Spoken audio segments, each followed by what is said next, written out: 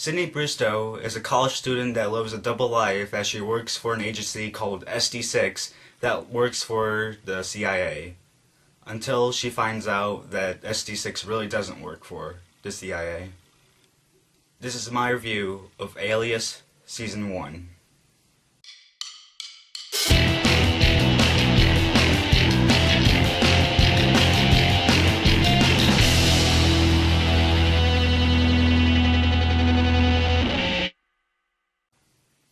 Yeah, so I didn't really know anything about Alias until now because before I knew nothing. I thought it was just a 24 ripoff because 24 began in 2001 and Alias began in 2004. So I thought it was a ripoff because they sort of had the same concepts a bit. But when I found out it was by J.J. Abrams, who also did Lost and Fringe and the new Star Trek movies, I was like, okay, this may be different actually. And even though there are just some slight similarities, yeah, Alias is a whole different series compared to 24. Alright, the good points. The thing that I like about this series so far is that they leave you almost every episode with a cliffhanger.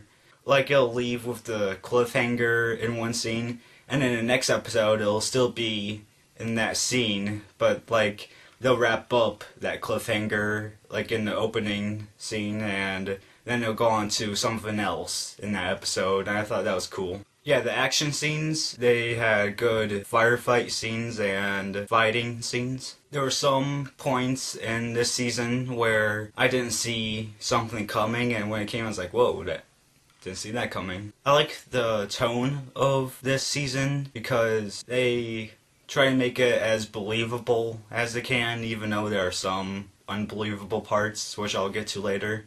Also, the series stars Bradley Cooper and Jennifer Garner. Yeah, I didn't know that Bradley Cooper was in this. Yeah, Bradley Cooper is this reporter in the show, and even though his character is a supporting role in the series so far, I thought that Bradley did a good job playing the character. And Jennifer Garner is the person who lives the double life as the college student and the person that works for SD6. And she did a really good job as well, Jennifer Garner playing her character.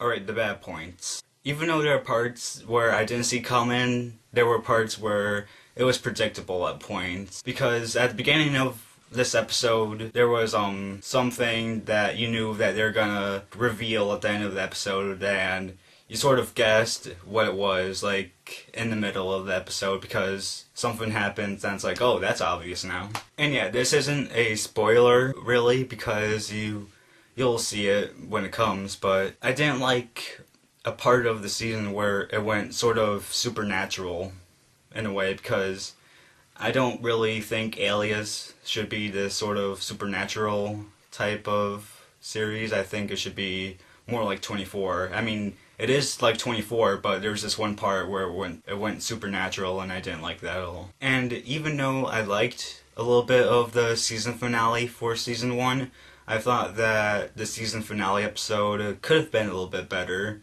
I mean, it left off a sort of good cliffhanger. I just wish that they did some things differently.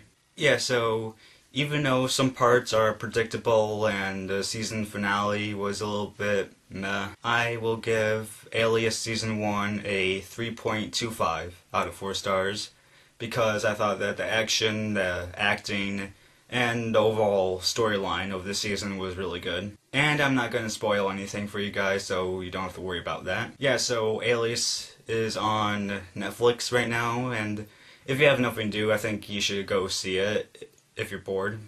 And that's it.